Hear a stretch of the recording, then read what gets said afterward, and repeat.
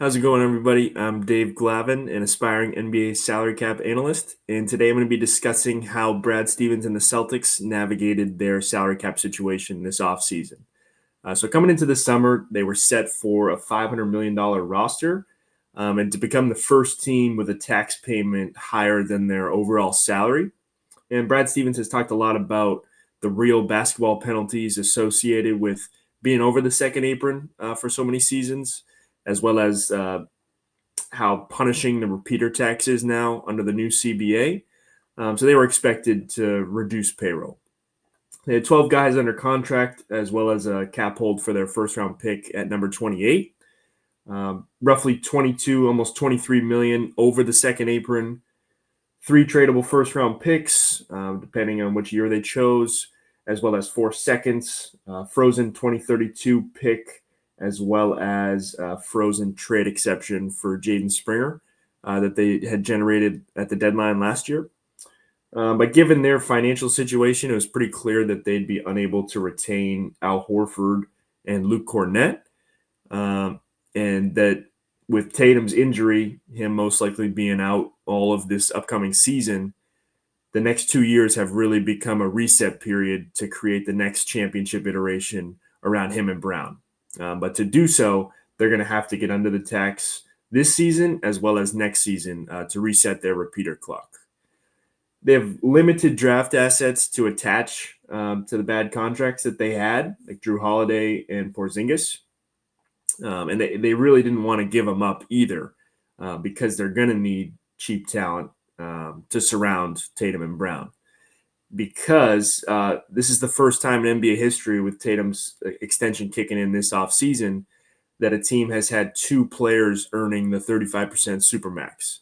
So it'll be interesting to see how they navigate that over the next couple seasons, filling out the roster around those 2, given how high their salaries are. Is it going to be necessary to move on from a guy like Derek White? Even though the cap is rising, he still takes up over 15% of the cap. He's at roughly 18% the next 3 seasons. So it'll be interesting to see if he's a casualty of this new financial environment or if they're able to keep him and find guys that earn less and can contribute. So taking a look at their moves that they made, they started by moving Drew Holiday to the Portland Trailblazers for Anthony Simons. Initially, they got 2 second-round picks back in the deal, but it became a player-for-player swap after Drew's medical records were shared with Portland. This generated financial flexibility. Initially, it looks like just $5 million in savings, but it's really $40 million when you take into account the tax savings. I think Simons is going to come off the bench for them. He's going to fit seamlessly into what they want to do offensively, but I don't think that he finishes the season on the roster or is a long-term fit for them just because he really doesn't fit their defensive identity. They really love guys that can contribute on both sides of the ball, and he's in the bottom tier when it comes to defenders in the NBA. They still need to clear $12 million to deduct the tax. So a couple of the easier ways I see this happening is moving his almost $28 million or Hauser in a minimum. So my guess, he doesn't end the season with the Celtics or sign an extension, but that remains to be seen. They did generate a $4.7 million trade exception from this trade. I think it's great to be able to move off of Drew's contract without giving up any picks. He's a winner. He's a great locker room guy, but at this point in his career, he does not hold the value for that average annual value. He doesn't contribute enough on the court for that. The next move, the day after, they move Porzingis in a 2026 second to Atlanta for Georges Niang and a 2031 Cleveland second-round pick. This gives them a ton of financial flexibility. On the surface, it's $22.5 million in savings, but considering the tax, it's over $175 million. He's looked good in the Eurobasket, but when this trade was made, his value was really low. I love the pickup for Atlanta, taking a chance on him. My next video is going to be about Atlanta. But I think it's a win that Boston was able to get off this deal without giving up multiple picks. At his best, there are a few players like him with his ability to stretch the floor and really be an impact defender. But he hasn't played over 70 games since his rookie year, and just really has struggled to put together a consistent season on the floor. Um, Next move of the offseason, they took Hugo Gonzalez with the 28th overall pick, 6'6", 205 pounds, a 19-year-old guard from Real Madrid. Low usage over there, but he's played professionally for 3 seasons. I think that my last video, I talked about how Phoenix is trying to reset and build a new culture, and the Celtics already have one. If not the best in the league, they have a winning culture, and there's no room for selfishness. They have the most important factor in all of sports, in my opinion, which is alignment. Alignment between ownership, the front office, the coaching staff, and the players. Everybody knows the expectation. There's one goal, and that's to raise a banner. And while Hugo's stats don't pop off the page, um, I think, and Brad has talked about this, he knows how to be a part of a team. He's bought into that team mentality. And I think those are the guys that they look for. So interested to see how he fits with this team, what his role looks like in year one. I think he's going to get minutes just based on their depth, and they're in this reset period where they have to find guys that are a part of the core with Tatum and Brown and Pritchard. But I do like the pick and what he could potentially bring to the team. At 32, they moved it to Orlando for 4 second-round picks.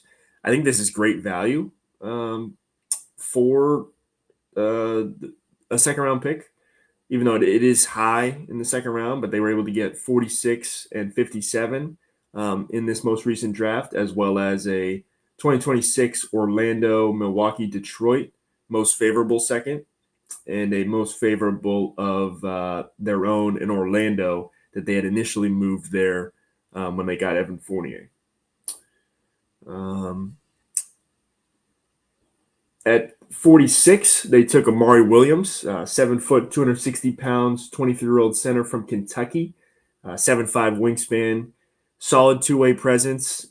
He's a great passer for a big, one of the best passers, if not the best, in college basketball at the big man position last season.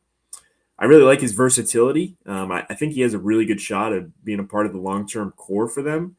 They love running actions through the post, especially in the short roll. I think his decision-making is really going to help them there. Is he fast enough to keep up with NBA bigs? That's one of the biggest questions I have coming into this season. But interested to see how he fits and what his role is like year one. Definitely split time. He's on a two-way deal, so split time in Maine, and I think he'll definitely get a chance with the Celtics as well. At 57, they took Max Shulga, 6'4", 205 pounds, 23-year-old guard from VCU. He's a knockdown shooter, 39% from three, and he's a tough winning player. You can tell the type of player that they search for, two-way talent. They come from winning cultures. Him and Williams, both 23 years old. Are they ready to contribute right away? The Celtics could certainly use for them to be able to do so. But that's something I look out for this season. I think he'll also spend time. He's on a two-way, but I think he'll definitely get some run with the NBA team. On the 29th, they picked up J.D. Davison's team option for $2.3 million, but roughly a month later, he was waived and did sign a two-way with Houston. Explosive guard, had a great season last year with the Maine Celtics. He was the G League MVP, averaged 25, 8, and 5 on some solid splits. Would like your point guard to shoot better from the free throw line, but 53, 42 from the field and from three is really solid. I think he could struggle to defend at the NBA level. Hasn't had much time up there, but I could see why he might not have a fit with them long term and why they did move on. First two free agency signings were Luka Garza and Josh Minott, both on similar deals. Luka 2-year, $5.2 million, and Josh 2-year, $4.9 million. Luka averaged 8 minutes a game through his first 4 seasons, but as Brad talked about, he's a pretty impressive per 36 monster, 22 points, 9 rebounds. He's coming from a winning culture. I'm interested to see, a lot of analysts, when him and Timmy were coming out of college, they really projected them as not being capable of playing in the NBA. but they have found their role, and I think he can contribute. Seems like they're doing a committee approach this season to the big man position. So I don't think he'll start off the bat, but by the end of the year, who knows? Manat really hasn't played much either. Projects to be a versatile defender. I think he'll have a chance this season, but really haven't seen much so far. Coming from a winning culture in Minnesota with a lot of guys in front of him, but we'll see what his role is this season. They signed Hayden Gray to an Exhibit 10 training camp deal, 6'4", 190 pounds, 22 years old from UC San Diego. Shot nearly 42% from three, and he was tied for the nation lead in steals. So to echo the Max and Amari point, it's clear they have a type that they're searching for. The steals leader in the nation, that's something that is really interesting to me, and seeing how the Celtics are trying to identify people on the margins that could be potentially impactful for them. They moved Georges Niang, the second-round pick that they got from Orlando in that initial deal earlier this summer, as well as a most favorable of their own in Cleveland's second to Utah for RJ Lewis Jr. Financial flexibility again. They're really trying to make a push to duck the tax to reset their repeater clock. Generated an $8.2 million trade exception, essentially traded Porzingis and a second for RJ Lewis Jr. I don't think that's terrible. Obviously, Porzingis at his best is worth more than that, but given where he was and the financial flexibility that they needed to generate, I think that's a win, not having to give up a first, clearing 30 mil. Just like that. They did extend Joe Mazzulla to a multi-year contract extension. He's a basketball sicko. He's a champion. He's averaged 60 wins per season his first 3 years. And most importantly, he's aligned with Brad and with ownership on the values of the team and the selflessness, putting the team first, and the only North Star being to win a title and keep raising banners. Last move of the offseason, they signed Chris Boucher to a minimum deal. Provides big man depth for the committee approach that they're taking this season. And last season, he did show some flashes that he can stretch the floor. Interested to see how they use him in that rotation. So taking a look at where they stand now, they're roughly $12 million above the tax. They got below the second apron, and there's still work to be done. I mentioned earlier, I think Simons will be the odd one out here, just because his salary is so high. It'll be easier to clear that $12 million.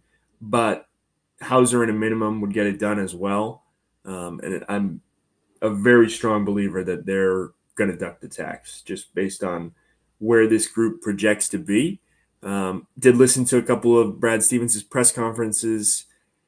He never wants to put a ceiling on a group, which I really respect. But I do think they'll top out, given where their depth really stands right now, somewhere in the middle of the East, maybe the 5. Did they get home court advantage? I think Jaylen Brown would have to play out of his mind. And I could see them kind of taking it easy on Brown and White this year to preserve them for when Tatum's back. But I think the biggest question is who's going to be a part of the core? Who can they find this season who can join Tatum, Brown, Derek White, and Peyton Pritchard as a part of the core? Looking at their projected rotation, this is just an estimate to try to see where minutes could be distributed and based on what they lost. This is far from what it will actually look like, but I'm just trying to project and get a rough idea of where and who could be playing. I think Anthony Simons' role is really up in the air. I don't think he should start. I think Pritchard has earned that starting nod, and I feel like he's on a really good development track. Could see him being like a Fred VanVleet for them. But I think he's earned the starting nod. Simons coming off the bench as the 6th man. I have him at 19 minutes a game. It's going to be more than that, but just wanted to get a rough estimate. I don't think White and Brown are going to play back-to-backs. I could definitely see them taking it easy this season. But can they find a consistent big man in this group? I think is a major question. I've liked what I've seen from Keita offensively. Defensively, he's really struggled in the pick and roll. I think Amari Williams will definitely get his shot. And same with Garza to get real minutes and a chance to contribute. But that remains to be seen who can emerge from that group and be a long-term contributor. Believe that's all I wanted to highlight. They still have 3 tradable first-round picks, access to the tax mid-level exception. I think they're going to get below that. But appreciate anyone who tuned in. Going to have a Hawks video dropping soon. But until next time, thank you.